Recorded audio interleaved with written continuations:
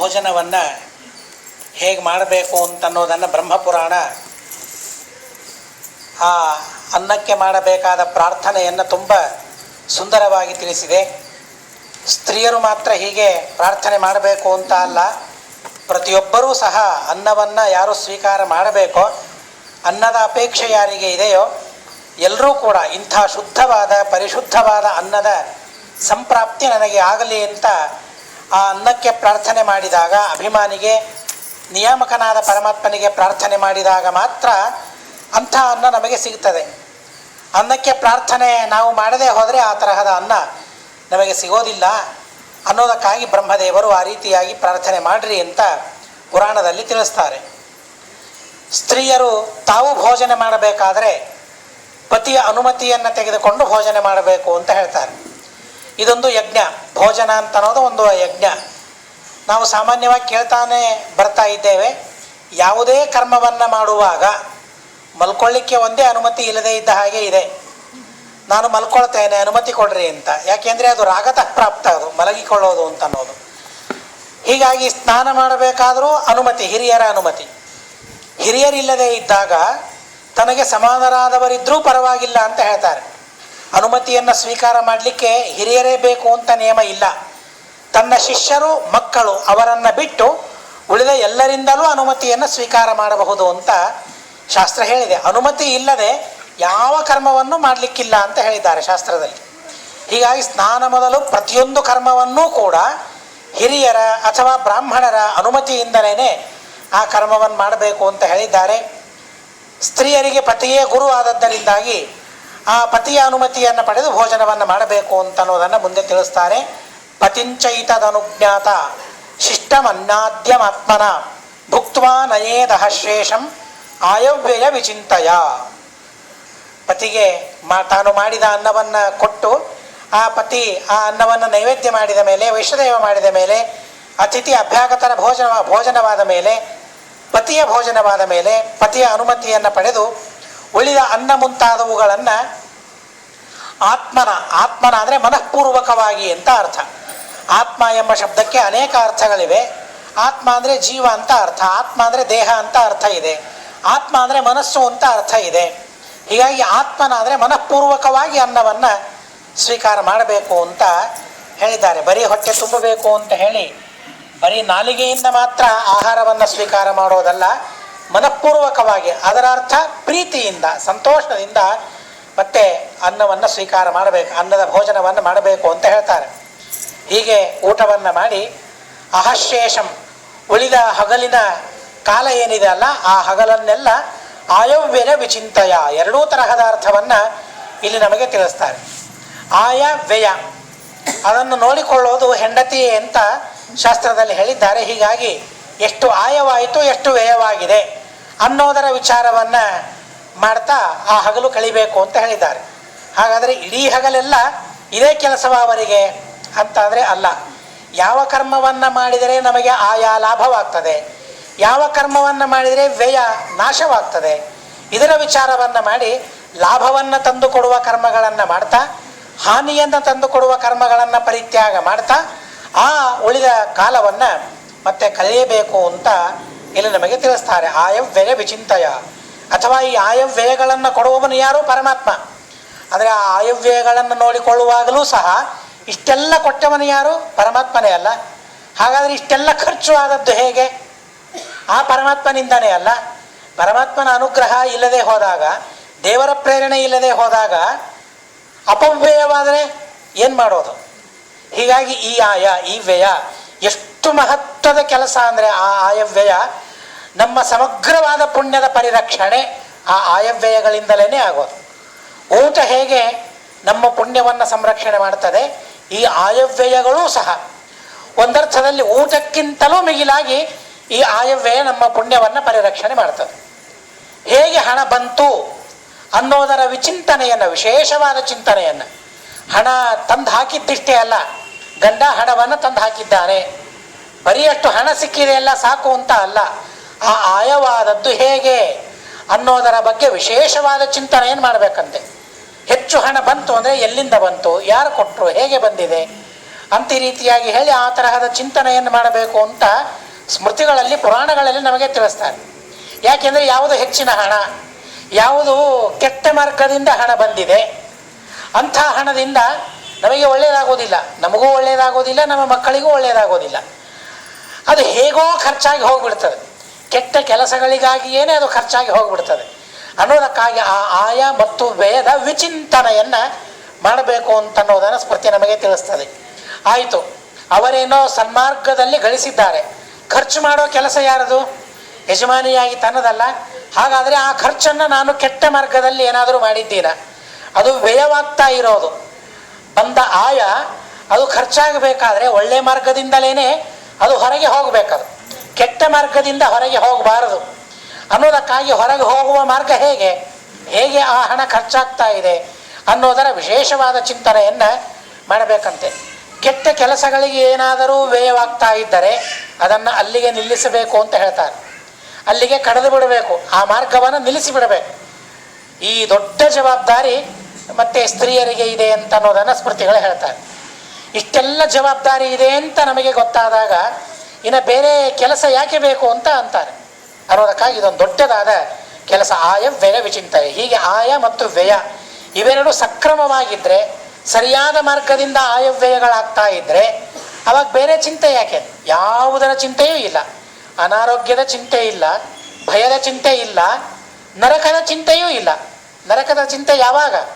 ಕೆಟ್ಟ ಹಣ ಇದೆ ಅಂತಾದಾಗ, ದುರ್ವಿನಿಯೋಗವಾಗ್ತಾ ಇದೆ ಗಳಿಸಿದ ದ್ರವ್ಯ ಅಂತ ಆದಾಗ, ಆವಾಗ ತಾನೇ ನಮಗೆ ನರಕಾದ್ಯನರ್ಥಗಳು. ಯಾವಾಗ ದುರ್ವಿನಿಯೋಗವೇ ಇಲ್ಲ, ಹಣದ ದುರ್ವಿನಿಯೋಗ, ಆವಾಗ ನಮಗೆ ಭಯ ಎಲ್ಲಿಯದು, ದುಃಖವೆಲ್ಲಿಯದು, ಪಾಪ ಎಲ್ಲಿಯದು? ಪಾಪ ಇಲ್ಲ, ಏನೂ ಇಲ್ಲ, ಸುಖವಾಗಿ ನಾವಿರಬಹುದು ಅನ್ನೋದಕ್ಕಾಗಿ ಆ ಆಯವ್ಯಯದ ವಿಚಿಂತನೆಯನ್ನು ಮಾಡ್ತಾ ಮತ್ತು ಹಗಲೆಲ್ಲ ಕಳಿಬೇಕು ಅಂತ ಹೇಳ್ತಾರೆ. ಅದೆಲ್ಲ ಪೂರ್ಣವಾಯಿತು ಅಂತಂದರೆ ಎಲ್ಲ ಸರಿಯಾಗಿದೆ, ಬರೀ ಲೆಕ್ಕ ಸರಿ ಹೋಗೋದಲ್ಲ, ಆಯದ ಮಾರ್ಗವೂ ಸರಿಯಾಗಿದೆ, ವ್ಯಯದ ಮಾರ್ಗವೂ ಸರಿಯಾಗಿದೆ. ಇದು ಇವತ್ತು 100% ನಮಗೆ ಮಾಡಲಿಕ್ಕಾಗದೇ ಇರಬಹುದು, ಆದರೆ ಒಂದರಷ್ಟಾದರೂ ಮಾಡಬಹುದಲ್ಲ. ಸ್ವಲ್ಪ ಆದರೂ ನ್ಯಾಯದಿಂದ ಹಣವನ್ನು ನಾವು ಗಳಿಸ್ಬೇಕಲ್ಲ.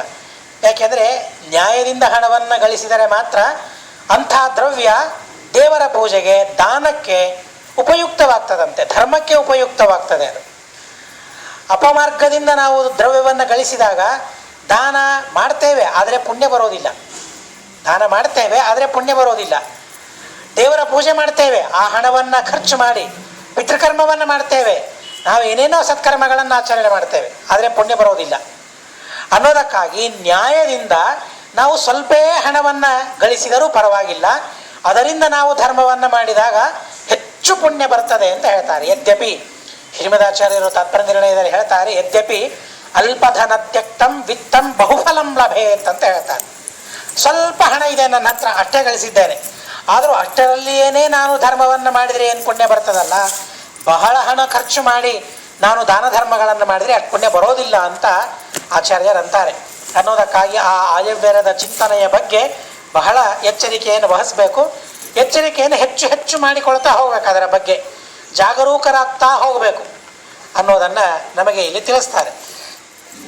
ಭೋಜನ ಮಾಡೋದಕ್ಕಿಂತಲೂ ಪೂರ್ವದಲ್ಲಿ ಮತ್ತು ಗಂಧಧಾರಣೆಯನ್ನು ಮಾಡಬೇಕು, ನಿರ್ಮಾಲ್ಯವನ್ನು ಧರಿಸಿಕೊಳ್ಳಬೇಕು. ಎಲ್ಲಿ? ಬಹುಶಃ ಒಂದು ಬಾರಿ ಅದನ್ನು ಹೇಳಿಬಿಟ್ಟಿದ್ದೇನೆ. ಗೋಪಿ ಚಂದನವನ್ನು ಹಚ್ಚಿಕೊಂಡು ಮೇಲೆ ಊರ್ಧ್ವಾಕಾರವಾಗಿ ಕುಂಕುಮವನ್ನು ಧಾರಣೆ ಮಾಡಿಬಿಟ್ಟಾಗಿದೆ. ಅದಾದ ಮೇಲೆ ಮತ್ತೆ ಅಲ್ಲಿ ಗಂಧವನ್ನು ಧಾರಣೆ ಮಾಡಲಿಕ್ಕೆ ಇಲ್ಲ ಅನ್ನೋದಕ್ಕಾಗಿ ವಾದಿರಾಜರು ಮನೆವಾರ್ತೆ ಅಂತನೋ ಒಂದು ಸುಂದರವಾದ ಹಾಡು ಅವರು ರಚನೆ ಮಾಡಿದ್ದು. ಅಲ್ಲಿ ಹೇಳ್ತಾರೆ, ಅಚ್ಚ ಶ್ರೀಗಂಧವನ್ನು ಕೊರಳಿಗೆ ಲೇಪಿಸಿ ಅಂತ ಹೇಳಿ ಅವರ ಸಂಪ್ರದಾಯವನ್ನು ಉಲ್ಲೇಖ ಮಾಡ್ತಾರೆ. ಅವರು ತಾವೊಂದು ಹೊಸದಾದ ವಿಧಾನವನ್ನು ಮಾಡೋದಿಲ್ಲ, ಹಿರಿಯರು ಹೊಸದಾಗಿ ಯಾವುದನ್ನು ವಿಧಾನ ಮಾಡೋದಿಲ್ಲ, ತಮ್ಮ ಹಿರಿಯರು ಏನು ಪಾಲನೆ ಮಾಡ್ತಾ ಬಂದಿರ್ತಾರೆ ಅಂಥ ಸಂಪ್ರದಾಯವನ್ನು ಅವರು ಉಲ್ಲೇಖ ಮಾಡ್ತಾರೆ. ಹೀಗಾಗಿ ವಾದಿರಾಜರು ಮಾಡಿದ ಉಲ್ಲೇಖ ಅದು ಬೇರೆ ಎಲ್ಲಿ ನಮಗೆ ಸಿಗೋದಿಲ್ಲ. ಆದರೆ ಎಲ್ಲರೂ ಕಂಠಕ್ಕೆ ಹಚ್ಚಿಕೊಳ್ತಾರೆ, ಕುತ್ತಿಗೆಗೆ ಹಚ್ಚಿಕೊಳ್ತಾರೆ. ಆದರೆ ಮಾತೆಲ್ಲಿದೆ, ವಚನ ಎಲ್ಲಿದೆ, ಯಾರ ಮಾತಿನಿಂದ ನಾವು ಹಾಗೆ ಧಾರಣೆ ಮಾಡ್ತಾ ಇದ್ದೇವೆ ಅಂತ ನೋಡಲಿಕ್ಕೆ ಸಿಗೋದಿಲ್ಲ. ಸಂಸ್ಕೃತ ವಾಂಗ್ಮಯದಲ್ಲಿ ಅಂತೂ ನನಗೆ ಎಲ್ಲಿ ಸಿಕ್ಕಿಲ್ಲ, ಪುರಾಣದಲ್ಲಿ ಆಗಲಿ ಸ್ಮೃತಿಯಲ್ಲಿ ಆಗಲಿ. ಆದರೆ ವಾದಿರಾಜರು ಮಾತ್ರ ತಮ್ಮ ಹಿರಿಯರ ಸಂಪ್ರದಾಯವನ್ನು ಅಲ್ಲಿ ಉಲ್ಲೇಖ ಮಾಡ್ತಾರೆ. ಹೀಗಾಗಿ ಕೊರಳಿಗೆ ಮತ್ತು ಆ ಶ್ರೀಗಂಧವನ್ನು ಭಗವಂತನಿಗೆ ಸಮರ್ಪಣೆ ಮಾಡಿದ ಗಂಧವನ್ನು ಧಾರಣೆ ಮಾಡಿಕೊಂಡು ಮತ್ತೆ ಊಟಕ್ಕೆ ಕುಳಿತುಕೊಳ್ಳಬೇಕು ಅಂತ ಹೇಳ್ತಾರೆ. ಭೋಜನ ಇದೊಂದು ಬಹಳ ದೊಡ್ಡದಾದ ವಾದ ವಿವಾದದ ವಿಷಯ ಇದು. ಇಲ್ಲಿ ತನಕ ವಿವಾದ ಇದ್ದಿದ್ದಿಲ್ಲ, ಆದರೆ ಈಗ ವಿವಾದ ಪ್ರಾರಂಭವಾಗಿದೆ. ಸೇವತೆ ಭರ್ತುರುಚ್ಛಿಷ್ಟಂ ಇಷ್ಟಮನ್ನಂ ಫಲಾಧಿಕಂ ಅಗ್ನಿಪುರಾಣ ತಿಳಿಸುವ ಮಾತು. ಪತಿಯ ಉಚ್ಛಿಷ್ಟವನ್ನು ಸ್ವೀಕಾರ ಮಾಡಬೇಕು ಸ್ತ್ರೀಯರು ಅಂತನ್ನೋದನ್ನು ಅಗ್ನಿಪುರಾಣ ನಮಗೆ ಹೇಳ್ತದೆ. ಯಾವುದೇ ಇರಲಿ ಅದು, ಸೇವತೆ ಭರ್ತುರುಚ್ಛಿಷ್ಟಂ ಇಷ್ಟಂ ಅನ್ನಂ, ತನಗೆ ಯಾವುದು ಇಷ್ಟವಾಗಿರ್ತದೆ ಅದು ಅನ್ನಾದಿಗಳಿರಲಿ ಅಥವಾ ಹಣ್ಣು ಮುಂತಾದವುಗಳಿರಲಿ, ಪತಿಯ ಉಚ್ಛಿಷ್ಟವನ್ನು ಸ್ವೀಕಾರ ಮಾಡಬೇಕು ಅಂತನ್ನೋದನ್ನು ಇಲ್ಲಿ ನಮಗೆ ತಿಳಿಸ್ತಾರೆ. ಗಂಡನ ಎಂಜಲನ್ನು ತಿನ್ನಬೇಕು ಅಂತನ್ನೋದನ್ನು ಮತ್ತೆ ವಿಧಾನ ಮಾಡ್ತಾರೆ. ಇಷ್ಟೇ ಅಲ್ಲದೇನೆ ಭಾಗವತದ ಷಷ್ಠಸ್ಕಂದದಲ್ಲಿ ಮತ್ತು ಆ ದಿತಿದೇವಿಗೆ ಅನೇಕ ವ್ರತಗಳನ್ನು, ಪೂಸವನ ವ್ರತವನ್ನು ಉಪದೇಶ ಮಾಡ್ತಾರೆ ಕಶ್ಯಪರು. 1 ವರ್ಷದ ತನಕ ಇಷ್ಟೆಲ್ಲ ನಿಯಮಗಳನ್ನು ಪಾಲನೆ ಮಾಡಬೇಕು ಅಂತ ಹೇಳ್ತಾ ಅನೇಕ ನಿಯಮಗಳನ್ನು ಹೇಳ್ತಾರೆ. ಇಂದ್ರನನ್ನು ಸಂಹಾರ ಮಾಡುವಂಥ ಮಗ ನನಗಾಗಬೇಕು ಅಂತ ಅವಳು ಕೇಳಿಕೊಳ್ತಾಳೆ. ಕಶ್ಯಪರಿಗೆ ಗೊಂದಲವಾಗ್ತದೆ, ಅಲ್ಲ ಇದೆಂಥ ಪ್ರಾರ್ಥನೆ ಇವಳದ್ದು, ಆಯಿತು ನಾನು ಮಾತು ಕೊಟ್ಟು ಬಿಟ್ಟಿದ್ದೇನೆ ಅನ್ನೋದಕ್ಕಾಗಿ ಒಂದು 100 ನಿಯಮಗಳನ್ನು ಹೇಳ್ತಾರೆ. ಮಾಡು, 1 ವರ್ಷ ಪುಂಸವನ ವ್ರತವನ್ನು ಮಾಡಬೇಕು, 1 ವರ್ಷ ತಪ್ಪದೆ ಎಲ್ಲ ನಿಯಮಗಳನ್ನು ನೀನು ಪಾಲನೆ ಮಾಡಬೇಕು. ಎಲ್ಲಿಯಾದರೂ ಒಂದು ಇವಳು ತಪ್ತಾಳಲ್ಲ, ತಪ್ಪಿದರೆ ಅಂಥ ಫಲ ಅವಳಿಗೆ ಸಿಗೋದಿಲ್ಲ ಅಂತ ವಿಚಾರ ಮಾಡಿಯೋ ಏನೋ ಅನೇಕ ನಿಯಮಗಳನ್ನು ಹೇಳ್ತಾರೆ. ಆ ನಿಯಮಗಳಲ್ಲಿ ಒಂದು ನಿಯಮ ಹೇಳ್ತಾರೆ, ನೋಚ್ಛಿಷ್ಟಂ ಭುಂಜೀತ ಅಂತನ್ನೋ ನಿಯಮವನ್ನು ಹೇಳ್ತಾರೆ. ಇದೆಲ್ಲ ಯಾಕೆ ಹೇಳ್ತಾ ಇದ್ದೇನೆ ಅಂದರೆ, ಗಂಡನ ಉಚ್ಛಿಷ್ಟವನ್ನು, ಪತಿಯ ಉಚ್ಛಿಷ್ಟವನ್ನು ಸ್ವೀಕಾರ ಮಾಡಬೇಕು, ಇಷ್ಟನ್ನು ಶಾಸ್ತ್ರ ಹೇಳಿದೆ. ಸೇವತೆ ಭರ್ತುರುಚ್ಛಿಷ್ಟಂ ಅಗ್ನಿಪುರಾಣದ ವಚನ. ಆದರೆ ನಿನ್ನೆ ನಾವು ತಿಳಿದಂತೆ ಉಚ್ಛಿಷ್ಟ ಶಬ್ದಕ್ಕೆ ಅನೇಕ ಅರ್ಥಗಳಿವೆ. ಉಚ್ಛಿಷ್ಟ ಅಂತಂದರೆ ಸಾಕ್ಷಾತ್ ಎಂಜಲು, ಅದು ಉಚ್ಛಿಷ್ಟ, ಅಥವಾ ಪಾತ್ರೋಚ್ಛಿಷ್ಟ ಅಂತ. ಅವರಿಗೆ ಯಾವ ಪಾತ್ರೆಯಿಂದ ಬಡಿಸಿದ್ದೀವಲ್ಲ ಆ ಪಾತ್ರೆಯಲ್ಲಿಯ ಅನ್ನವನ್ನು ಊಟ ಮಾಡಬೇಕು ಅಂತ ಅರ್ಥ. ಇಷ್ಟೇ ಉಚ್ಛಿಷ್ಟ ಅಂದರೆ. ಎಂಜಲನ್ನು ತಿನ್ನಬಾರದು ಅಂತ ಕೆಲವರು ಹೇಳ್ತಾರೆ. ಈ ರೀತಿಯಾಗಿ ಈ ಪುಸ್ತಕವನ್ನು ಬರೆಯುವ ಸಂದರ್ಭದಲ್ಲಿಯೇ ಆ ತರಹದ ಚರ್ಚೆಗಳಾದವು ಎಲ್ಲ ಕಡೆಗೆ, ಅನೇಕ ಕಡೆಗೆ ಚರ್ಚೆಗಳಾದಾಗ ಅನೇಕ ಹಿರಿಯರನ್ನು ನಾನು ಸಂಪರ್ಕ ಮಾಡಿದಾಗ ಎಲ್ಲರೂ ಹೇಳಿದರು, ಇಲ್ಲ ನಮ್ಮ ಹಿರಿಯರು ಎಂಜಲನ್ನು ಸ್ವೀಕಾರ ಮಾಡ್ತಾ ಇದ್ರು ಅಂತನ್ನೋದನ್ನು ಅನೇಕರು ಹಿರಿಯರು ನನಗೆ ಹೇಳಿದರು. ಅನ್ನೋದಕ್ಕಾಗಿ ಮತ್ತೆ ಇದು ಉಚ್ಛಿಷ್ಟ ಅಂದರೆ ಬರೀ ಪಾತ್ರೋಚ್ಛಿಷ್ಟ ಇಷ್ಟೇ ಅರ್ಥ ಅಲ್ಲ, ಸಾಕ್ಷಾತ್ ಉಚ್ಛಿಷ್ಟವನ್ನೇ ಸ್ವೀಕಾರ ಮಾಡಬೇಕು ಅಂತ ಹೇಳ್ತಾ ಇನ್ನೊಂದು ವಿಶೇಷವಾದ ನಿಯಮವನ್ನು ಹೇಳಿದರು. ಅದು ಎಲ್ಲಿಯಾದರೂ ಸಿಗ್ತದೇನೋ ಅಂತ ನೋಡಿದೆ, ಆದರೆ ಸಿಗಲಿಲ್ಲ ನನಗೆ. ಅವರು ಹೇಳಿದ ಅನ್ನೋದಕ್ಕಾಗಿಯೇ ಶ್ರಾದ್ದ ಇದ್ದಾಗ ಮನೆಯಲ್ಲಿ ಅವತ್ತಿನ ದಿವಸ ಮಾತ್ರ ಆ ಪತಿ ಊಟ ಮಾಡಿದ, ಗಂಡ ಊಟ ಮಾಡಿದ ಎಲೆಯಲ್ಲಿ, ಪಾತ್ರೆಯಲ್ಲಿ ಸ್ತ್ರೀಯರು ಊಟ ಮಾಡೋದಿಲ್ಲ. ಅವತ್ತೊಂದು ದಿವಸ ಮಾತ್ರ ಅಪವಾದ ಅಂತ ಹಿರಿಯರು ನನಗೆ ಆ ನಿಯಮವನ್ನು ಹೇಳಿದರು. ಎಲ್ಲಿಯಾದರೂ ಅದು ಸಿಗ್ತದೇನೋ ಅಂತ ನೋಡಿದೆ, ಸಿಗಲಿಲ್ಲ. ಆದರೆ ಮಹಾಭಾರತದಲ್ಲಿ ಒಂದು ಕಥೆ ಮಾತ್ರ ನನಗೆ ಸಿಕ್ತು. ಒಂದು ಕಥೆ ಮಾತ್ರ ನನಗೆ ಸಿಕ್ತು. ಬಹಳ ಸುಂದರವಾದ ಕಥೆ. ನಾಲಾಯನಿ ಎಂಬುವ ನಾಲಾಯನಿ ಕಥೆ ಅದು. ಅವಳು ತಮ್ಮ ಪತಿಯ ಉಪಚಾರವನ್ನು ಮಾಡ್ತಾ ಇರ್ತಾರೆ. ಪತಿಗೆ ಕುಷ್ಠ, ಗಲತ್ ಕುಷ್ಠ ಅಂತ ಅಂದರೆ ಚರ್ಮ ಬಿಚ್ತಾ ಇರ್ತದೆ ಯಾವಾಗಲೂ, ಅಂಥ ಕುಷ್ಠ. ಒಂದು ದಿವಸ ಗಂಡನಿಗೆ ಬಡಿಸ್ತಾಳೆ. ಆದರೂ ಮುದ್ಗಲ ಋಷಿಗಳು, ಆದರೂ ಭಾರಿ ಪ್ರೀತಿ ಗಂಡನ ಮೇಲೆ. ವಿವಾಹ ಮಾಡಿಕೊಂಡಿದ್ದೇವೆ ಪತಿಯ ಸೇವೆಯಿಂದಲೇ ಸಾಧನ ಅಂತ ಅವಳು ತಿಳಿದವಳು. ಅನ್ನೋದಕ್ಕಾಗಿ ಪ್ರತಿನಿತ್ಯ ಗಂಡನಿಗೆ ಮತ್ತೆ ಬಡಿಸ್ಬೇಕಂತೆ. ಬಡಿಸಿ ಅದೇ ಎಲೆಯಲ್ಲಿ ತಾನು ಊಟ ಮಾಡಬೇಕು. ಒಂದು ದಿವಸ ಬರೀ ಚರ್ಮ ಬೀಳೋದಲ್ಲ, ಕೇಳಲಿಕ್ಕೆ ಜುಗುಪ್ಸೆ ಅನ್ನಿಸ್ತದೆ. ಆದರೆ ಎಂಥ ಸೇವೆಯನ್ನು ಹಿರಿಯರು ಮಾಡಿದ್ದಾರೆ, ಎಷ್ಟು ಫಲವನ್ನು ಪಡೆದಿದ್ದಾರೆ ಅನ್ನೋದನ್ನು ತಿಳ್ಕೊಳ್ಳಿಕ್ಕೆ ಮಾತ್ರ ಬಹಳ ದೊಡ್ಡದಾದ ದೃಷ್ಟಾಂತ ಕಥೆ ಅದು. ಇತಿಹಾಸ ಅದು, ಮಹಾಭಾರತದಲ್ಲಿ ಬಂದದ್ದು. ಒಂದು ದಿವಸ ಗಂಡನಿಗೆ ಬಡಿಸಿದ್ದಾಳೆ. ಬಡಿಸಿದ ಮೇಲೆ ಊಟ ಮಾಡಬೇಕು ಅಂತ ಎಲೆಯಲ್ಲಿ ಊಟ ಮಾಡಬೇಕು ಅಂತ ಕೂತಿದ್ದಾಳಂತೆ. ಕೂತಾಗ ಆ ಎಲೆಯಲ್ಲಿ ಅವನ ಬೆರಳು ಹಾಗೇನೆ ಕಳಿಸಿ ಬಿದ್ದಿದೆ ಅಂತೆ. ಆದರೂ ಸಹ ಹಾಗೇನೆ ಅದನ್ನು ಪಕ್ಕಕ್ಕೆ ಇಟ್ಟು ಊಟ ಮಾಡಿದ್ಲು ಅಂತನ್ನೋ ಕಥೆ ಮಹಾಭಾರತದಲ್ಲಿ ಬರ್ತದೆ. ಅದು ಪ್ರಕ್ಷಿಪ್ತ ಅಂತ ಕೆಲವರು ಹೇಳ್ತಾರೆ, ಅಲ್ಲ ಹೌದು ಅಂತಾರೆ, ಅಲ್ಲ ಅಂತಾರೆ. ಏನೇ ಇರಲಿ, ಆದರೂ ಆ ತರಹದ ಒಂದು ಇತಿಹಾಸದ ಉಲ್ಲೇಖವನ್ನು ಆವಾಗ ಮಾಡಿದ್ದಾರೆ ಅಂತನ್ನೋದಕ್ಕಾಗಿ ಪತಿಯ ಉಚ್ಛಿಷ್ಟವನ್ನು, ಎಂಜಲನ್ನೇ ಆ ಎಲೆಯಲ್ಲಿಯೇ ಕೂಡಬೇಕು ಅಂತನ್ನೋದು ಮಹಾಭಾರತದ ಆ ವಚನದಿಂದ ನಮಗೆ ಸಿದ್ಧವಾಗ್ತದೆ. ಅಂತೂ ಈ ರೀತಿಯಾದ ಕರ್ಮವನ್ನು ಮಾಡೋದರಿಂದ ಆ ಪತಿಯ ಮೇಲೆ ಮತ್ತಿಷ್ಟು ಸ್ನೇಹ ಹೆಚ್ಚಾಗ್ತಾ ಹೋಗ್ತದೆ, ದೇವರಲ್ಲಿ ಭಕ್ತಿ ಹೆಚ್ಚಾಗ್ತಾ ಹೋಗ್ತದೆ ಅಂತ ಹೇಳ್ತಾರೆ. ಯದ್ಯಪಿ ಶ್ರೀಮದಾಚಾರ್ಯರು ನಿಷೇಧ ಮಾಡಿದ್ದಾರೆ ಇದನ್ನು ಅಂತಂದರೆ ಇದನ್ನಲ್ಲ, ಉಚ್ಛಿಷ್ಟವನ್ನು ಇನ್ನೊಬ್ಬರ ಎಂಜಲನ್ನು ಸ್ವೀಕಾರ ಮಾಡಬಾರದು. ಶ್ರೀಮದಾಚಾರ್ಯರಂತಾರೆ ಪಾವನಂ ವಿಷ್ಣು ನೈವೇದ್ಯಂ ಸುಭೋಜ್ಯಂ ಋಷಿಭಿ ಸ್ಮೃತಂ ಅನ್ಯದೇವಸ್ಯ ನೈವೇದ್ಯಂ ಭುಕ್ತ್ವ ಚಾಂದ್ರಾಯಣಂ ಚರೇತ್. ರುದ್ರಾದಿಗಳ ನೈವೇದ್ಯವನ್ನೂ ಸ್ವೀಕಾರ ಮಾಡಬಾರದು. ತಿಳಿಯದೇ ಸ್ವೀಕಾರ ಮಾಡಿದರೆ ಆವಾಗ ಗೊತ್ತಾಗದೆ ಸ್ವೀಕಾರ ಮಾಡಿದರೆ ಚಾಂದ್ರಾಯಣ ವ್ರತವನ್ನು ಮಾಡಬೇಕು ಅಂತ ಹೇಳಿದ್ದಾರೆ ಶ್ರೀಮದಾಚಾರ್ಯ. ಹಾಗಾದರೆ ಪತಿಯ ಎಂಜಲನ್ನು ತಿನ್ನಬೇಕು ಅಂತ ಹೇಗೆ ಹೇಳ್ತೀರಿ ಅಂತ ಕೆಲವರ ಆಕ್ಷೇಪ.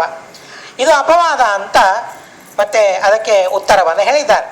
ಯದ್ಯಪಿ ಸ್ವೀಕಾರ ಮಾಡಬಾರದು, ಆದರೆ ಶೂದ್ರರಿಗೆ ಮತ್ತು ಸ್ತ್ರೀಯರಿಗೆ ಕೆಲವು ವಿಶೇಷವಾದ ನಿಯಮಗಳಿವೆ, ಸಮಾನವಾದ ನಿಯಮಗಳಿವೆ. ಕೆಲವು ಧರ್ಮಗಳಲ್ಲಿ ಶೂದ್ರರು ತನ್ನ ಯಜಮಾನನ ಎಂಜಲನ್ನು ಸ್ವೀಕಾರ ಮಾಡಲಿಕ್ಕೆ ಅವನಿಗೆ ಅಧಿಕಾರ ಇದೆ ಅಂತ ಹೇಳ್ತಾರೆ. ತನ್ನ ಯಜಮಾನ ಮಾತ್ರ. ಇನ್ನೊಬ್ಬನ ಯಜಮಾನ ಬ್ರಾಹ್ಮಣ ಇದ್ದಾನೆ, ಆ ಇನ್ನೊಬ್ಬ ಬ್ರಾಹ್ಮಣನ ಎಂಜಲನ್ನು ಸ್ವೀಕಾರ ಮಾಡತಕ್ಕದ್ದಲ್ಲ. ಆವಾಗ ಕೆಲಸ ಮಾಡೋರು ಸಹ ನಿಯತರಾಗಿಯೇ ಇರ್ತಾ ಇದ್ರು. ಯಾರ ಹತ್ರ ಕೆಲಸ ಮಾಡ್ತಾ ಇದ್ದಾರಲ್ಲ ಕೊನೆ ತನಕ ಅವರ ಹತ್ರನೇ ಕೆಲಸ ಮಾಡೋದು. ಹೀಗಾಗಿ ನಮ್ಮ ಯಜಮಾನರು ಅಂತ ಅವರ ಯಜಮಾನರು ಅಂತ ಯಾರು ಇರ್ತಾರಲ್ಲ ಅವರ ಎಂಜಲನ್ನು ಮಾತ್ರ ಸ್ವೀಕಾರ ಮಾಡ್ತಾ ಇದ್ರು ಅಂತ ಅನ್ನೋದನ್ನು ನಮಗೆ ಪುರಾಣ ತಿಳಿಸ್ತದೆ, ಧರ್ಮಶಾಸ್ತ್ರಗಳು ಹೇಳ್ತದೆ. ಇನ್ನೊಬ್ಬ ಬ್ರಾಹ್ಮಣನ ಎಂಜಲನ್ನು ಸ್ವೀಕಾರ ಮಾಡಬಾರದು, ತನಗೆ ಯಜಮಾನನಾದ ಬ್ರಾಹ್ಮಣನ ಎಂಜಲನ್ನು ಮಾತ್ರ ಶೂದ್ರರು ಸ್ವೀಕಾರ ಮಾಡಬೇಕು ಅಂತ ಹೇಳ್ತಾರೆ. ಅಲ್ಲದೇನೆ ಭಾಗವತದಲ್ಲಿ ನಾರದರ ಪೂರ್ವಜನ್ಮದ ಕಥೆ ಬರ್ತದೆ. ಶೂದ್ರರಾಗಿ ಹುಟ್ಟಿರ್ತಾರೆ. ಶೂದ್ರರಾಗಿ ಹುಟ್ಟಿದಾಗ ಅವರ ಊರಿಗೆ ಯತಿಗಳು ಬರ್ತಾರೆ. ಯತಿಗಳು ಬಂದಾಗ ಅವರ ಸೇವೆಯನ್ನು ಮಾಡ್ತಾ ಮತ್ತೆ ಅವರ ಎಲೆಯಲ್ಲಿ ಇದ್ದ ಆ ಎಂಜಲ್ ಏನಿದೆಯಲ್ಲ ಎಂಜಲನ್ನು ಆ ನಾರದರು ಪೂರ್ವಜನ್ಮದಲ್ಲಿ ಸ್ವೀಕಾರ ಮಾಡ್ತಾ ಇದ್ರು ಅಂತನ್ನೋ ಕಥೆಯನ್ನು ನಾವು ಕೇಳ್ತೇವೆ. ಹೀಗಾಗಿ ಶೂದ್ರರಿಗೆ ಮತ್ತು ಸ್ತ್ರೀಯರಿಗೆ ಕೆಲವು ಸಮಾನವಾದ ಧರ್ಮಗಳನ್ನು ಹೇಳಿದ್ದಾರೆ ಅನ್ನೋದಕ್ಕಾಗಿ ಅವಶ್ಯವಾಗಿ ಸ್ತ್ರೀಯರು ಪತಿಯ ಉಚ್ಛಿಷ್ಟವನ್ನು ಎಂಜಲನ್ನು ಸ್ವೀಕಾರ ಮಾಡಬೇಕು ಅಂತನ್ನೋದು ಆ ಎಲ್ಲ ವಚನಗಳಿಂದ ಸಿದ್ಧವಾಗ್ತದೆ. ಸತ್ಯಧರ್ಮರ ಈ ವಚನದಿಂದಲೂ ಸಿದ್ಧವಾಗ್ತದೆ. ಈಗ ನೋಡಿ ಪಾತ್ರೋಚ್ಛಿಷ್ಟ ಅಂತ ಅರ್ಥ ಮಾಡಿದರೆ ಏನು ತಪ್ಪಾಗ್ತದೆ ಅಂದರೆ ಈ ಸತ್ಯಧರ್ಮರ ಮಾತೆ ಉಪಯುಕ್ತ ಅಂತ ಆಗೋದಿಲ್ಲ. ನೋಚ್ಛಿಷ್ಟಂ ಭುಂಜೀತ, ಉಚ್ಛಿಷ್ಟವಾದದ್ದನ್ನು ಸ್ವೀಕಾರ ಮಾಡಬಾರದು. ಇದು ಕಶ್ಯಪರು ದಿತಿಗೆ ಉಪದೇಶ ಮಾಡಿದ ನಿಯಮ. ಅದಕ್ಕೆ ವ್ಯಾಖ್ಯಾನ ಮಾಡ್ತಾ ಸತ್ಯಧರ್ಮರು ಹೇಳ್ತಾರೆ ಉಚ್ಛಿಷ್ಟಂ ಪತಿವ್ಯತಿರಿಕ್ತ ಉಚ್ಛಿಷ್ಟಂ ಅಂತ ಅಂತಾರೆ. ಈಗ ಪಾತ್ರೋಚ್ಛಿಷ್ಟ ಅಂತ ನಾವು ಅರ್ಥ ಮಾಡಿಬಿಟ್ರೆ ಅದೇನಾಯ್ತದು, ಬರೀ ಪತಿಯ ಉಚ್ಛಿಷ್ಟ ಅಂತ ಆಗಲಿಲ್ಲ, ಎಲ್ಲರದ್ದೂ ಉಚ್ಛಿಷ್ಟ ಅಂತ ಆಯ್ತದು. ಹೀಗಾಗಿ ಪತಿವ್ಯತಿರಿಕ್ತವಾದ ಉಚ್ಛಿಷ್ಟವನ್ನು ಸ್ವೀಕಾರ ಮಾಡಬಾರದು ಅಂತ ಸತ್ಯಧರ್ಮರ ನಿಷೇಧ ಮಾಡಿದಾಗ ಈಗ ಪಾತ್ರೋಚ್ಛಿಷ್ಟ ಅಂದರೆ ಅದೇನಾಯ್ತದು, ಬರೀ ಪತಿಯ ಉಚ್ಛಿಷ್ಟ ಆಗಲಿಲ್ಲ, ಮನೆಗೆ ಬಂದ ಅತಿಥಿಯ ಉಚ್ಛಿಷ್ಟವೂ ಆಯಿತು, ಅಭ್ಯಾಗತರ ಉಚ್ಛಿಷ್ಟವೂ ಆಯಿತು, ಸಣ್ಣ ಸಣ್ಣ ಮಕ್ಕಳ ಉಚ್ಛಿಷ್ಟವೂ ಆಯಿತು, ಗರ್ಭಿಣಿಯರಿಗೆ ಮೊದಲಿಗೆ ಊಟಕ್ಕೆ ಹಾಕಬೇಕು ಅಂತಂದಿದ್ದಾರೆ, ಆ ಪ್ರಸಂಗದಲ್ಲಿ ಅವರ ಉಚ್ಛಿಷ್ಟವೂ ಆಯಿತು. ಅದು ಸರ್ವೋಚ್ಛಿಷ್ಟವಾಯ್ತದು. ಪತಿಯ ಉಚ್ಛಿಷ್ಟ ಅಂತ ಆಗಲಿಲ್ಲ ಕೇವಲ. ಯಾವಾಗ ಪತಿಯ ಉಚ್ಛಿಷ್ಟ ಅಂತ ಆಗ್ತದೆ, ಎಂಜಲು ಅಂತನ್ನೋ ಅರ್ಥವನ್ನು ಸ್ವೀಕಾರ ಮಾಡಿದಾಗ ಮಾತ್ರ ಅದಾಗ್ತದೆ ಅನ್ನೋದಕ್ಕಾಗಿ ಸತ್ಯಧರ್ಮರ ಕಾಲದಲ್ಲಿಯೂ ಸಹ ಮತ್ತೆ ಈ ತರಹದ ವಿಧಾನ ಇತ್ತು ಅಂತನ್ನೋದನ್ನು ತಿಳಿದುಕೊಳ್ಳಬಹುದಾಗಿದೆ. ಇಲ್ಲಿ ಅಂತೂ ಇದೊಂದು ವಿಧಾನವನ್ನು ಮಾಡಿದ್ದಾರೆ. ಇದು ಸರ್ವಥಾ ಸ್ತ್ರೀಯರಿಗೆ ನಿಷಿದ್ಧವಾದದ್ದಲ್ಲ ಅಂತನ್ನೋದನ್ನು ಹೇಳ್ತಾರೆ. ಇಷ್ಟೇ ಅಲ್ಲದೇನೆ ಜ್ಯೋತಿರ್ನಿಬಂಧ ಅಂತ ಒಂದು ಜ್ಯೋತಿಷ್ಯದ ಗ್ರಂಥ ಇದು. ಆ ಗ್ರಂಥದಲ್ಲಿಯೂ ಸಹ ಈ ಮಾತನ್ನು ತಿಳಿಸ್ತಾರೆ. ಭರ್ತೃಚ್ಛಿಷ್ಟಂ ಸದಾ ಭೋಜ್ಯಂ ಅನ್ನಂ ತಾಂಬೂಲಮೇವಚ. ಭರ್ತೃಚ್ಛಿಷ್ಟವನ್ನೇ ಸ್ವೀಕಾರ ಮಾಡಬೇಕು ಅಂತ ಮತ್ತೆ ಅನೇಕ ಧರ್ಮಶಾಸ್ತ್ರದ ವಚನಗಳು ಸಂಪ್ರದಾಯವೂ ಇದ್ದದ್ದರಿಂದಾಗಿ ಅವಶ್ಯವಾಗಿ ಸ್ವೀಕಾರ ಮಾಡಬಹುದು ಅಂತ ತಿಳಿಬೇಕು. ಉಚ್ಛಿಷ್ಟ ಭೋಜನದ ನಿಷೇಧ ಹೇಗಿದೆಯಲ್ಲ ಹಾಗೆ ಪರ್ಯುಷಿತ ಭೋಜನ. ಪರ್ಯುಷಿತ ಭೋಜನ ಅಂತ ಅಂದರೆ ಯಾತಯಾಮಂ ಗತರಸಂ ಪೂತಿ ಪರ್ಯುಷಿತಂಚಯತ. ಇದು ಹಾಗೇನೆ ಎಲ್ರಿಗೆ ಹಾಕಿದ ಮೇಲೆ ಇದು ನೋಡಿ ಇದು ಉಚ್ಛಿಷ್ಟ ಅಲ್ಲ, ಪರ್ಯುಷಿತ. ಉಳಿದದ್ದು ಎಲ್ಲರೂ ಸ್ವೀಕಾರ ಮಾಡಿದ ಮೇಲೆ ಉಳಿದದ್ದು ಅದನ್ನು ಸ್ವೀಕಾರ ಮಾಡಬಾರದು ಅಂತ ಹೇಳಿದ್ದಾರೆ. ಇವತ್ತೆಲ್ಲ ಬಹಳ ಗುಂಪಾಗಿದೆ ಅಂತ ಅನ್ನೋದಕ್ಕಾಗಿ ಹಾಗೆ ನಾವು ಮಾಡ್ತಾ ಇದ್ದೇವೆ. ದೊಡ್ಡವರಿಗೆ ಬಡಿಸಿದ ಮೇಲೆ ಸಣ್ಣವರಿಗೆ ಬಡಿಸಬಾರದು, ಅಲ್ಲ ಸಣ್ಣವರಿಗೆ ಬಡಿಸಿದ ಮೇಲೆ ದೊಡ್ಡವರಿಗೆ ಬಡಿಸಬಾರದು. ಕೆಲವು ಮಾತ್ರ ಅಪವಾದ. ಅದಕ್ಕೆ ಚಿಕ್ಕ ಮಕ್ಕಳಿದ್ದಾರೆ, ಗರ್ಭಿಣಿ ಸ್ತ್ರೀಯರಿದ್ದಾರೆ, ಆವಾಗ ಅಪವಾದ. ಆವಾಗ ಅದರ ಹೊರತಾಗಿ ಮೊದಲಿಗೆ ದೊಡ್ಡವರಿಗೆ ಬಡಿಸೋದು, ಆಮೇಲೆ ಸಣ್ಣವರಿಗೆ. ಈಗ ಬಡಿಸೋದು ಪದ್ಧತಿ ಹೀಗೆ ಯಾಕೆ ಬಂದಿದೆ ಅಂದರೆ ಇದಕ್ಕಾಗಿಯೇ. ದೊಡ್ಡವರಿಂದ ಸಣ್ಣವರಿಗೆ ಬಂದರೆ ತೊಂದರೆ ಇಲ್ಲ, ಸಣ್ಣವರಿಗೆ ಬಂದ ಮೇಲೆ ದೊಡ್ಡವರಿಗೆ ಹೋಗಬಾರದು, ಅದು ಪಾಪ ಅನ್ನೋದಕ್ಕಾಗಿ ಆ ಕ್ರಮದಲ್ಲಿ ಕೂಡಿಸುವ ಪದ್ಧತಿ. ಇವತ್ತು ಯಾರಾದರೆ ಏನು ನಾವೆಲ್ಲ ಒಂದೇ ಅಂತ ಅನ್ನೋ ಭಾವನೆಯಲ್ಲಿ ಯಾರು ಬೇಕಾದವರು ಎಲ್ಲಿ ಬೇಕಾದಲ್ಲಿ ಕುಳಿತುಕೊಳ್ತಾರೆ. ಆದರೆ ಹಿರಿಯರು ಒಪ್ತಾ ಇರಲಿಲ್ಲ, ನಮ್ಮ ಹಿಂದಿನ ಜನರೇ ಒಪ್ತಾ ಇರಲಿಲ್ಲ. ಇವತ್ತು ನಾವು ಒಪ್ಲಿಕ್ಕೆ ಸಿದ್ಧರಾಗಿದ್ದೇವೆ. ಸುಮ್ಮನೆ ಯಾಕೆ ಅದರ ಬಗ್ಗೆ ದೊಡ್ಡದಾಗಿ ಚರ್ಚೆ ಮಾಡೋದು ಅಂತ ಹೇಳಿ ನಾವು ಸಿದ್ಧರಾಗಿದ್ದೇವೆ. ಆದರೆ ಹಿರಿಯರು ಸರ್ವಥಾ ಅದಕ್ಕೆ ಒಪ್ತಾ ಇರಲಿಲ್ಲ. ಮತ್ತೆ ಬಡಿಸಬೇಕಾದ್ರೆ ಒಂದು ಸಲ ನಾವೇನು ತೆಗೆದುಕೊಂಡಿದ್ದೀವಲ್ಲ ಅದನ್ನು ಪೂರ್ಣವಾಗಿ ಅವರಿಗೆ ಹಾಕಿಬಿಡೋದು, ಅದರಲ್ಲಿ ಮತ್ತೆ ಅರ್ಧ ಉಳಿಸಿ ಇನ್ನೊಬ್ಬರಿಗೆ ಸರ್ವಥಾ ಬಡಿಸೋದಲ್ಲ ಅನ್ನೋದಕ್ಕಾಗಿ ಸ್ವಲ್ಪ ಸ್ವಲ್ಪ ತೆಗೆದುಕೊಂಡೇನೆ ಬಡಿಸೋದು, ಎಷ್ಟು ಬೇಕೋ ಅಷ್ಟು. ಇಲ್ಲಿ ಇವೆಲ್ಲ ವಿಶೇಷವಾದ ನಿಯಮಗಳಿವೆ. ಅದರ ಜೊತೆಗೆ ಪರ್ಯುಷಿತ ಭೋಜನ, ಎಲ್ಲರೂ ಆದಮೇಲೆ ಪರ್ಯುಷಿತ, ಎಲ್ಲರೂ ಆದಮೇಲೆ ಉಳಿದದ್ದು, ಇದು ಪಾತ್ರೋಚ್ಚಿಷ್ಟ. ನಿಜವಾಗಿ ಅದನ್ನು ಹೇಗೆ ಸ್ವೀಕಾರ ಮಾಡೋದು ಅಂತಂದರೆ ಸ್ತ್ರೀಯರಿಗೆ ಸರ್ವಥಾ ಅದರ ನಿಷೇಧ ಇಲ್ಲ, ಯಜಮಾನನಿಗೂ ಆ ತರಹದ ನಿಷೇಧ ಇಲ್ಲ ಅಂತ ಅನ್ನೋದನ್ನು ತಿಳಿಸ್ತಾರೆ. ಆಮೇಲೆ ಯಾತಯಾಮ, 3-4 ಗಂಟೆ ಆಯಿತು ಅಂತಂದರೆ ಮುಗಿದೋಗ್ಬಿಡ್ತು, ಆ ಆಹಾರವನ್ನು ಸ್ವೀಕಾರ ಮಾಡಬಾರದು ಅಂತ ಹೇಳಿದ್ದಾರೆ. ಆದರೆ ಸ್ತ್ರೀ ಊಟ ಮಾಡೋ ಸಮಯದ ಒಳಗೆ ಅದು ಯಾತಯಾಮ ಆಗಿಯೇ ಬಿಟ್ಟಿರ್ತದೆ.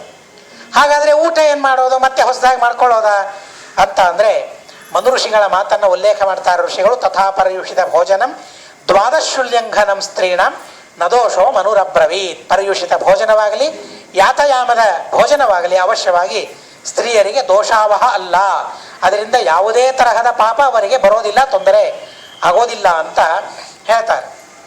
ಜೊತೆಗೆ ಇನ್ನೊಂದನ್ನು ಹೇಳ್ತಾರೆ, ದ್ವಾದಶಿ ಉಲ್ಲಂಘನ. ಅದು ಮುಂದಿನ ಶ್ಲೋಕದಲ್ಲಿ ಪೂರ್ಣ ಸ್ಪಷ್ಟವಾಗಿ ಬಿಡಿಸ್ತಾರೆ. ದ್ವಾದಶುಲ್ಲಂಘನ ಅಂತ ಅನ್ನೋದು ಸ್ತ್ರೀಯರಿಗೆ ಪಾಪಕರವಲ್ಲ ಅಂತ ಹೇಳ್ತಾರೆ. ಏನು ದ್ವಾದಶಿ ಉಲ್ಲಂಘನ ಅಂತ ಅಂದರೆ, ದ್ವಾದಶಿಯಲ್ಲಿಯೂ ಅನೇಕ ನಿಮಗೆಲ್ಲ ಗೊತ್ತು, ಸಾಧನೆ, ಕಲಾಮಾತ್ರ ಸಾಧನೆ ಇತ್ಯಾದಿಗಳೆಲ್ಲ ಇವೆ. ಸಾಮಾನ್ಯ ದ್ವಾದಶಿ ಅಂತ ಅಂದರೆ ಭೋಜನ ಯಾವಾಗ ಸೂರ್ಯೋದಯ ಆಯಿತು ಅಂತಂದರೆ ಭೋಜನ ಮುಗಿದೋಯ್ತು, ಭೋಜನಕ್ಕೆ ಕೂಡಬೇಕು. ಆದಷ್ಟು ತಡ ಮಾಡ್ತಾ ಹೋಗಬಾರ್ದು. ಆಗಲಿ 7-8 ಇನ್ನೂ ಹಸಿವೆ ಆಗಿಲ್ಲ, ಅಥವಾ ನಾನು ಬಹಳ ಉಪವಾಸ ಮಾಡಲಿಕ್ಕೆ ನನಗೆ ಬೇಕಾದ ಶಕ್ತಿ ಇದೆ ಅಂತ ಹೇಳಿ ಮಧ್ಯಾಹ್ನ ಸಾಯಂಕಾಲ ದ್ವಾದಶಿ ಊಟ ಮಾಡೋದಲ್ಲ. ಏಕಾದಶಿ ಉಪವಾಸ ಎಷ್ಟು ಮಹತ್ವದ್ದೋ ಇನ್ನೊಂದು ಅರ್ಥದಲ್ಲಿ ಅದಕ್ಕಿಂತಲೂ ಹೆಚ್ಚಿನ ಮಹತ್ವ ಪಾಲನೆಗೆ ಕೊಟ್ಟಿದ್ದಾರೆ. ಸಕಾಲದಲ್ಲಿ ಪಾಲನೆ ಮಾಡಬೇಕು ಅಂತ ಅನ್ನೋದನ್ನು ಶಾಸ್ತ್ರದಲ್ಲಿ ಹೇಳಿದ್ದಾರೆ. ಕಾಲ ಮೀರಿತು ಅಂತಂದರೆ ಮತ್ತೆ ಅದಕ್ಕೆ ಸಣ್ಣ ಸಣ್ಣ ಪಾಪ, ಅದು ಕಾಲ ಎಷ್ಟು ಮೀರ್ತೇವೆ ಅಷ್ಟು ಪಾಪ ಆಗ್ತಾ ಹೋಗ್ತದೆ ಅಂತ ಹೇಳ್ತಾರೆ. ಜೊತೆಗೆ ಸಾಧನೆ, ಕಲಾಮಾತ್ರ ಸಾಧನೆ ಬಂದಾಗಲಂತೂ ಅಂದರೆ ಸೂರ್ಯೋದಯ ಕೈಯಲ್ಲಿ ಹಿಡ್ಕೊಂಡು ಕೊಡ್ಬೇಕಂತೆ. ಆಪೋಷಣಂ ಕರೆ ಧೃತ್ವ ಪ್ರತೀಕ್ಷೆ ದ್ರವಿದರ್ಶನಂ. ಏನಿದ್ರೂ ಸೂರ್ಯೋದಯ ಆದಮೇಲೆ ಊಟ ಮಾಡೋದು. ಆದರೆ ಉಳಿದ ಸಂದರ್ಭದಲ್ಲಿ ಸೂರ್ಯೋದಯ ಆದಮೇಲೆ ಕೊಡಬೇಕು. ಸಾಧನೆ ದ್ವಾದಶಿಯಲ್ಲಿ ಹಾಗಲ್ಲ, ಮೊದಲಿಗೇನೆ ಸೂರ್ಯೋದಯ ಪೂರ್ವದಲ್ಲಿಯೇ ಎಲ್ಲ ಪೂಜೆ ಮುಗಿಸ್ಬಿಡೋದು. ಎಲ್ಲ ಪೂಜೆ ಮುಗಿಸಿಬಿಟ್ಟು, ಪೂಜೆ ವೈಶ್ವದೇವ ಎಲ್ಲ ಮುಗಿಸಿಬಿಟ್ಟು ಆಪೋಷಣ ಹಾಕ್ಕೊಂಡು ಕೊಡ್ಬೇಕು. ಯಾವಾಗ ಸೂರ್ಯೋದಯಕ್ಕಿಂತಲೂ ಪೂರ್ವದಲ್ಲೇನೆ ಆಪೋಷಣ ಹಾಕ್ಕೊಂಡು ಸೂರ್ಯೋದಯವನ್ನು ನೋಡಿ ಆಪೋಷಣವನ್ನು ಸ್ವೀಕಾರ ಮಾಡಬೇಕು. ಇದು ಕಲಾಮಾತ್ರ ಸಾಧನೆಯ ವಿಚಾರ ಅಂತ ತಿಳಿಸಿದ್ದಾರೆ. ಇಂಥ ಸಂದರ್ಭದೊಳಗೆ ಪಾಲನೆ ಮಾಡಬೇಕು ಸಕಾಲದಲ್ಲಿ ಅಂತಾದರೆ ಮತ್ತೆ ಯಾರದ್ದಾದರೂ ಒಬ್ಬರದ್ದು ಭೋಜನ ಆಗಬೇಕು. ಒಬ್ಬರದ್ದು ಅಂದರೆ ಒಂದು ಪಂಕ್ತಿಯದ್ದು. ಆದರೆ ಬಡಿಸುವವರದ ಗತಿ ಏನು? ಅವ್ರ ಸಕಾಲದಲ್ಲಿ ಭೋಜನ ಆಗೋದಿಲ್ಲಲ್ಲ, ಪಾಲನ ಉಲ್ಲಂಘನ ಮಾಡಿದ ಹಾಗಾಗ್ತದಲ್ಲ ಅವರಿಗೆ ಅಂತ ಅಂದರೆ ಅದಕ್ಕಾಗಿ ಒಂದು ಸುಂದರವಾದ ನಿಯಮವನ್ನು ನಮಗೆ ಮಾಡಿಕೊಟ್ಟಿದ್ದಾರೆ. ಪತ್ನಿ ಪತಿವ್ರತ ನಾರಿ ಪರಾಧೀನೋಪಯೋಜನ ಸತೀರ್ಥಪಾರಣಂ ಕೃತ್ವ ಪಶ್ಚಾತ್ ಭುಕ್ತ್ವಾ ಫಲಂ ಲಭೇ. ಎಂಥ ದೊಡ್ಡದಾದ ನಿಯಮವನ್ನು ನಮಗಾಗಿ ಮಾಡಿಟ್ಟಿದ್ದಾರೆ ನೋಡಿ. ಪತ್ನಿ, ಹೆಂಡತಿ, ಅವಳಿಗಂತೂ ಸಕಾಲದಲ್ಲಿ ಭೋಜನ ಮಾಡಲಿಕ್ಕಾಗೋದೇ ಇಲ್ಲ. ಬರೀ ಪತ್ನಿ ಇಷ್ಟೇ ಅಲ್ಲ, ಯಜಮಾನನಿಗೂ ಮಾಡಲಿಕ್ಕಾಗೋದಿಲ್ಲ. ಯಾಕೆಂದರೆ ಮನೆಗೆ ಅತಿಥಿಗಳು ಬಂದಿರ್ತಾರೆ, ಅಭ್ಯಾಗತರು ಬಂದಿರ್ತಾರೆ, ಅವರ ಭೋಜನ ಮೊದಲಿಗೆ ಆಗಬೇಕು, ಅವ್ರ ಜೊತೆಗೆ ತಾನು ಕೂಡೋದಲ್ಲ ಅನ್ನೋದಕ್ಕಾಗಿ ಪತ್ನಿ ಪತಿವ್ರತ ನಾರಿ ಪರಾಧೀನೋಪಯೋಜನ. ಅತಿಥಿ ಅಭ್ಯಾಗತರು ಬಂದಿರ್ತಾರೆ ಅಥವಾ ಶ್ರಾದ್ದ ಮಾಡ್ತಾ ಇರ್ತಾನೆ. ಶ್ರಾದ್ದ ಮಾಡ್ತಾ ಇರಬೇಕಾದ್ರೆ ಬ್ರಾಹ್ಮಣ ಭೋಜನ ಸಕಾಲದಲ್ಲಾಗಬೇಕಲ್ಲ ಅನ್ನೋದಕ್ಕಾಗಿ ಅವರನ್ನು ಸಕಾಲದಲ್ಲಿ ಕೂಡಿಸಿದ ಕೂಡಲೇ ತೀರ್ಥವನ್ನು ತೆಗೆದುಕೊಂಡು ಬಿಟ್ಟರೆ ಆಯ್ತಂತೆ. ತೀರ್ಥಪಾರಣ ನಿಮಗೆಲ್ಲ ಸಿದ್ಧವಾದ ವಿಷಯ ಇದು. ಸತೀರ್ಥಪಾರಣಂ ಕೃತ್ವ, ತೀರ್ಥಪಾರಣೆಯನ್ನು ಮಾಡಿಬಿಡಬೇಕಂತೆ ಅಷ್ಟೇ. ಕೃಷ್ಣಾಮೃತ ಮಹಾರ್ಣವ ವ್ಯಾಖ್ಯಾನದಲ್ಲಿ ಅಂತೂ ಹೇಳ್ತಾರೆ, ಆಪಹ ನೀರನ್ನು ಕುಡಿಬೇಕು ಅಂತ ಹೇಳ್ತಾರೆ. ನೀರು ಅಂದ್ರೇನು? ತೀರ್ಥ ಅಂತ ಕೆಲವರು ಅರ್ಥವನ್ನು ಮಾಡಿದ್ದಾರೆ. ತೀರ್ಥವನ್ನು ಸ್ವೀಕಾರ ಮಾಡಿ ಸ್ವಲ್ಪ ನೀರನ್ನು ಕುಡಿಬೇಕು ಅಂತ ಹೇಳ್ತಾರೆ. ನೀರನ್ನು ಕುಡಿಬೇಕು ಅಂತ ಅಂದರೆ ದ್ರವ್ಯಾಂತರ ಅಮಿಶ್ರಿತಂ ಅಂತ ಹೇಳ್ತಾರೆ. ನೀರು ಕುಡಿಬೇಕು ಅಂತ ಹೇಳಿ ಆ ನೀರನ್ನು ಸ್ವಲ್ಪ ಬಿಸಿ ಮಾಡಿಕೊಂಡು ಅದರಲ್ಲಿ ಸ್ವಲ್ಪ ನಿಂಬೆಕಾಯಿ ಸಕ್ಕರೆ ಹಾಕ್ಕೊಂಡು ಬಿಸಿ ಪಾನಕ ಅಂತ ಹೇಳಿ ಸರ್ವಥಾ ಅಲ್ಲ, ಅದು ನೀರಾಗೋದಿಲ್ಲ ಅಂತ ಹೇಳ್ತಾರೆ. ಅದು ಆ ತರಹದ ಪಾಲನೆ ಆಯಿತು ಅಂದರೆ ಅದು ಒಂದು ತರಹದ ದೋಷ ಅಂದಿದ್ದಾರೆ. ಬ್ರಾಹ್ಮಣಾತಿಕ್ರಮಣ, ಬ್ರಾಹ್ಮಣ ಬರದೇ ಇದ್ದಾಗ ಈ ಸಂದರ್ಭದಲ್ಲಿ ಮಾಡಿದರೆ ಏನು ತೊಂದರೆ ಇಲ್ಲ. ಅಂತೂ ತೀರ್ಥಪಾರಣೆ ಅಷ್ಟಾದರೂ ಮಾಡಬೇಕು ಅಂತ ಅನ್ನೋದು ಅಭಿಪ್ರಾಯ. ತೀರ್ಥಪಾರಣೆಯನ್ನು ಮಾಡಿಬಿಟ್ಟು ಆಮೇಲೆ ಊಟ ಮಾಡೋದರಿಂದ ಯಾವುದೇ ತರಹದ ದೋಷ ಅವರಿಗೆ ಬರೋದಿಲ್ಲ. ಇಷ್ಟೇ ಅಲ್ಲ, ಪಾರಣೆ ಮಾಡೋದರಿಂದ ಏನು ಫಲ ಬರ್ತದಲ್ಲ, ಪೂರ್ಣ ಫಲ ಬರ್ತದೆ. ಅಲ್ಪ ಸ್ವಲ್ಪ ಅಲ್ಲ, ಮತ್ತೆ ಕಾಲ ಮೀರಿದೆಯಲ್ಲ, ಹೀಗಾಗಿ ಪೂರ್ಣ ಬರಲಿಕ್ಕಿಲ್ಲ, ಸ್ವಲ್ಪ ಬರ್ತದೆ ಅಲ್ಲ. ಇವರ ಕಾಲವೇ ಇದು, ಪತಿವ್ರತೆಯಾದನಾದ ಪತ್ನಿಯರ ಕಾಲ, ದ್ವಾದಶಿ ಕಾಲ, ಮತ್ತು ಪರಾಧೀನರಾದ ಪುರುಷರ ಕಾಲ, ಶ್ರಾದ್ದ ಯಜಮಾನನ ಕಾಲ ಇದೆ, ಬ್ರಾಹ್ಮಣನಿಗೆ ಮುಖ್ಯವಾದ ಕಾಲ ಅನ್ನೋದಕ್ಕಾಗಿ ಆಮೇಲೆ ಅವನು ಭೋಜನೆ ಮಾಡೋದರಿಂದ ಯಾವುದೇ ತರಹದ ದೋಷ ಬರೋದಿಲ್ಲ ಅಂತ ರೀತಿಯಾಗಿ ನಮಗೆ ತಿಳಿಸ್ತಾರೆ. ಊಟ ಎಷ್ಟು ಮಾಡಬೇಕು? ಸ್ತ್ರೀಯರಿಗೆ, ಪುರುಷರಿಗೆ ನಿಯಮ ಇದೆ 32 ತುತ್ತುಗಳು ಅಂತ. ಆದರೆ ಸ್ತ್ರೀಯರಿಗೆ ಮಾತ್ರ ನಿಯಮವನ್ನು ಹೇಳಿಲ್ಲ. ಹೊಟ್ಟೆ ತುಂಬ ಊಟ ಮಾಡಬೇಕು ಅಂತ ಅನ್ನೋದನ್ನು ಹೇಳಿದ್ದಾರೆ. ಅನ್ನೋದಕ್ಕಾಗಿಯೇ ಸ್ತ್ರೀಯರು ಮಾಡುವ ಊಟವನ್ನು ಗಂಡನೂ ನೋಡಬಾರದು ಅಂತ ಹೇಳಿದ್ದಾರೆ. ನಿಯಮಗಳು ಬಹಳ ಇದೆ, ಆದರೆ ಯಾವ್ದು ಮಾಡ್ಲಿಕ್ಕಾಗ್ತದೆ ಬಿಡ್ಲಿಕ್ಕಾಗ್ತದೆ ನಮಗೆ ಗೊತ್ತು. ಇಲ್ಲಿ ಅಂತೂ ಅಲ್ಲಿ ಹೇಳ್ತಾರೆ, ಸ್ವಲ್ಪಂ ವಾ ಭುಂಕ್ಷ್ವಯದ್ದತ್ತಂ ಸಂತುಷ್ಟಾನ್ನಂ ಪಯೋಥವ ಪತ್ಯೌ ಗೃಹಸ್ಥೆ ಕಾರ್ಯಾರ್ಥೆ ಯಥೇಷ್ಟಂ ಭಕ್ಷಯೌದನಂ. ಯಥೇಷ್ಟ ಊಟವನ್ನು ಮಾಡಬೇಕು ಅಂತ ಹೇಳಿದ್ದಾರೆ. ಹೇಗೆ ಬ್ರಹ್ಮಚಾರಿಗೆ ಯಥೇಷ್ಟಂ ಬ್ರಹ್ಮಚಾರಿಣಂ ಅಂತ ಹೇಳ್ತಾರಲ್ಲ, ಅವರಿಗೇನು ನಿಯಮ ಇಲ್ಲ, ಹಾಗೆ ಸ್ತ್ರೀಯರಿಗೂ ಸಹ ಭೋಜನದ ವಿಷಯದಲ್ಲಿ ಸರ್ವಥಾ ನಿಯಮ ಇಲ್ಲ. ಯಥೇಷ್ಟ ಭೋಜನವನ್ನು ಸ್ತ್ರೀಯರು ಮಾಡಬಹುದು ಅಂತ ಹೇಳ್ತಾರೆ. ಆದರೆ ಈಗ ಯಾರು ಪುರುಷರು ಪಾಲನೆ ಮಾಡೋದಿಲ್ಲ, ಅದನ್ನು ಪುರುಷರು ಯಥೇಷ್ಟ ಮಾಡಿಬಿಡ್ತಾರೆ. ಅಂತೂ ಸ್ತ್ರೀಯರಿಗೆ ಯಾವುದೇ ತರಹದ ಮತ್ತೆ ನಿಯಮ ಇಲ್ಲ ಊಟದಲ್ಲಿ ಅಂತ ಹೇಳ್ತಾರೆ. ಕೊನೆಗೆ ಒಂದು ಮಾತನ್ನು ಹೇಳ್ತಾರೆ ಊಟಕ್ಕೆ ಸಂಬಂಧಪಟ್ಟದ್ದು, ನಾನ್ನ ಮಾಸನ ಮಾರೋಪಯೇ. ಹುಡುಕ್ತಾ ಹೋದರೆ ಎಷ್ಟು ಮಾತುಗಳು ಸಿಗ್ತವೆ ಅಂತ ಅಂದರೆ ನಮಗೆ ಇನ್ನೂ ಅಷ್ಟು ಜ್ಞಾನ ಇಲ್ಲ, ಅಷ್ಟು ಹುಡುಕಬೇಕು ಅಂತನ್ನೋ ಉತ್ಸಾಹ ಶಕ್ತಿ ಮತ್ತೆ ಇಲ್ಲ ನಮಗೆ. ಆದರೆ ಉತ್ಸಾಹದಿಂದ ಹುಡುಕ್ತಾ ಹೋದರೆ ಬರೀ ಇಷ್ಟೇ ಅಲ್ಲ, ಇಷ್ಟು ಪುಸ್ತಕದಷ್ಟು ಆಗ್ಬೋದು ಮಾಡಿದರೆ. ಅಷ್ಟು ನಿಯಮಗಳು ನಮಗೆ ಸಿಗ್ತದೆ ನೋಡ್ತಾ ಹೋದರೆ. ಸ್ತ್ರೀಯರಿಗೆ ಸಂಬಂಧಪಟ್ಟದ್ದು ಅಂತ ಅಲ್ಲ, ನಾವೇನು ಮಾಡಬೇಕು ಅಂತ ಹೇಳ್ತಾರೆ ಹಿರಿಯರು ಮಾಡಬೇಕು ಅಂತ ಹೇಳ್ತಾರಲ್ಲ ನಿಯಮಗಳು, ಆ ನಿಯಮಗಳಿಗೆ ಸಂಬಂಧಪಟ್ಟಂತೆ ಮಾತುಗಳು, ಎಲ್ಲ ಮಾತುಗಳು ಸಿಗ್ತದೆ. ನಮಗೆ ಬೇಸರ ಅಷ್ಟೇ ಹುಡುಕಾಡೋದಕ್ಕಾಗಿ. ನಾನ್ನ ಮಾಸನ ಮಾರೋಪಯೇ, ಅನ್ನವನ್ನು ಆಸನದ ಮೇಲೆ ಇಡಬಾರದು ಅಂತ ಹೇಳ್ತಾರೆ. ಆದರೆ ನಿಮಗೆ ಗೊತ್ತಾಯ್ತಲ್ಲ, ಟೇಬಲ್ ಮೀಲ್ಸ್ ಇದೇನಿದೆಯಲ್ಲ, ಏನು ನಿಷೇಧ ಮಾಡ್ತಾ ಬಂದಿದ್ದಾರೆ ಅಥವಾ ನಾವು ಮಾಡ್ತಾ ಬಂದಿದ್ದೇವಲ್ಲ, ಅದನ್ನು ನಿಜವಾಗಿ ನನಗೆ ಆಶ್ಚರ್ಯವಾಯಿತು. ಅಲ್ಲ, ಇಂಥ ಸೂಕ್ಷ್ಮವಾದ ವಿಷಯವನ್ನು ಮತ್ತೆ ಧರ್ಮಶಾಸ್ತ್ರದಲ್ಲಿ ಹೇಳಿದ್ದಾರಾ? ಆಗಿನ ಕಾಲದಲ್ಲಿ ಯಾರು ಮಾಡ್ತಾ ಇದ್ರು? ಯಾರು ಮಾಡ್ತಾ ಇರಲಿಲ್ಲ. ಆದರೆ ಯಾಕೆ ಅವರಿಗೆ ಪ್ರಸಕ್ತಿ ಬಂತು ಅಂತ ಆಶ್ಚರ್ಯ. ಯಾಕೆಂದರೆ ಸುತ್ತಮುತ್ತಿದ್ದವರೆಲ್ಲರೂ ನೆಲದ ಮೇಲೆ ಊಟ ಮಾಡೋರು, ಕೂತು ನೆಲದ ಮೇಲೇನೆ ಭೂಮಿಯ ಮೇಲೆ ಮಂಡಲವನ್ನು ಮಾಡಿ ಅಲ್ಲೇ ತಟ್ಟೆಯನ್ನು ಇಟ್ಕೊಂಡು ಊಟ ಮಾಡೋರು. ಹೀಗೆ ಆಸನದ ಮೇಲೆ ತಟ್ಟೆಯನ್ನು ಉಟ್ಕೊಂಡು ಊಟ ಮಾಡೋರು ಯಾರಿದ್ರು ಆ ಕಾಲದಲ್ಲಿ? ಯಾರೂ ಇರಲಿಲ್ಲ. ಬಹುಶಃ ದುರ್ಯೋಧನ ಅವರು ಇವರು ಯಾವಾಗೋ ಮಾಡಿದ್ರೋ ಏನೋ ಗೊತ್ತಿಲ್ಲ. ಮತ್ತೆ ಹೀಗಿದ್ದ ಇಂಥ ಪರಿಸ್ಥಿತಿ ಇದ್ದಾಗಲೂ ಸಹ ಕಲಿಯುಗದಲ್ಲಿ ಆಗುವ ಘಟನೆಯನ್ನು ಮುಂದೆಯೇ ಮತ್ತೆ ಆ ಋಷಿಗಳು ಜ್ಞಾನ ದೃಷ್ಟಿಯಿಂದ ನೋಡಿ ಅವರು ಈ ಮಾತನ್ನು ಹೇಳ್ತಾರೆ, ನಾನ್ನ ಮಾಸನ ಮಾರೋಪಯೇ, ಅನ್ನವನ್ನು ಎಂದೆಂದಿಗೂ ಆಸನದ ಮೇಲೆ ಇಟ್ಟುಕೊಳ್ಳಬೇಡಿ ಅಂತ ಹೇಳ್ತಾರೆ. ನಾವು ಆಸನದ ಮೇಲೆ ಕೂಡಬೇಕು, ಅನ್ನವನ್ನು ಆಸನದ ಮೇಲೆ ಇಟ್ಕೊಳ್ಳೋದು ಬೇಡ ಅಂತ ಅಲ್ಲಿ ಹೇಳ್ತಾರೆ. ಮತ್ತು ಅತೀ ಅನಿವಾರ್ಯದ ಪ್ರಸಂಗದಲ್ಲಿ ಆರೋಗ್ಯವೇ ಸರಿಯಾಗಿಲ್ಲ, ಹೀಗೆ ತಳಕ್ಕೆ ಕೂತು ಊಟ ಮಾಡಲಿಕ್ಕೆ ಆಗೋದಿಲ್ಲ, ಅವೆಲ್ಲ ಪರಿಸ್ಥಿತಿ ಬೇರೆ, ಅಪವಾದ ಅವೆಲ್ಲ. ಏಕಾದಶಿಯನ್ನು ಹಿಡಿದುಕೊಂಡು ಅಪವಾದ ಇದೆ. ಏಕಾದಶಿ ಪೂರ್ಣ ಉಪವಾಸ ಮಾಡಬೇಕು, ನನಗೆ ಇಲ್ಲಿ ಮಾಡಲಿಕ್ಕೆ ಆಗೋದಿಲ್ಲ, ಅಪವಾದ ಇದೆ. ಏಕಾದಶಿಯಂಥ ಏಕಾದಶಿಗೂ ಅಪವಾದವನ್ನು ಹೇಳಿದ್ದಾರೆ ಅಂತಂದಮೇಲೆ ಇವೆಲ್ಲ ಸಣ್ಣ ಪುಟ್ಟ ನಿಯಮಗಳಿವೆಲ್ಲ. ಅತೀ ಮುಖ್ಯವಾದ ನಿಯಮ ಯಾವುದು? ವಿಷ್ಣುವಿನ ಸ್ಮರಣೆ ಅತೀ ಮುಖ್ಯವಾದ ವಿಧಿ. ಭಗವಂತನ ಸ್ಮರಣೆ, ಸ್ಮರ್ತವ್ಯ ಸತತಂ ವಿಷ್ಣು. ಪ್ರಧಾನವಾದ ನಿಷೇಧ ಯಾವುದು? ದೇವರನ್ನು ಮರಿಬಾರದು. ಇದು ಪ್ರಧಾನವಾದ ವಿಧಿ ನಿಷೇಧಗಳು. ಇವೆಲ್ಲ ಏನಿದೆಯಲ್ಲ, ಇವು ಸಣ್ಣದಿವೆ ಇವೆಲ್ಲ. ಅನ್ನೋದಕ್ಕಾಗಿ ಅನಾರೋಗ್ಯ ಮಾಡಲಿಕ್ಕೆ ಆಗೋದಿಲ್ಲ ಅಂತನ್ನೋ ಪರಿಸ್ಥಿತಿ ಇದ್ದಾಗ ಬೇರೆ, ನಮಗೆ ಆಗೋದಿಲ್ಲ ಅಂತ ತಿಳ್ಕೊಳ್ಳೋದು ಬೇರೆ. ಅನ್ನೋದಕ್ಕಾಗಿ ಅನ್ನವನ್ನು ಶಕ್ತರಾದವರು ಆಸನದ ಮೇಲೆ ಇಟ್ಟುಕೊಂಡು ಸರ್ವಥಾ ಊಟವನ್ನು ಮಾಡಬಾರದು ಅಂತನ್ನೋ ಸೂಕ್ಷ್ಮವಾದ ವಿಚಾರವನ್ನು ನಮಗೆ ಮತ್ತೆ ಋಷಿಗಳು ತಿಳಿಸ್ತಾರೆ.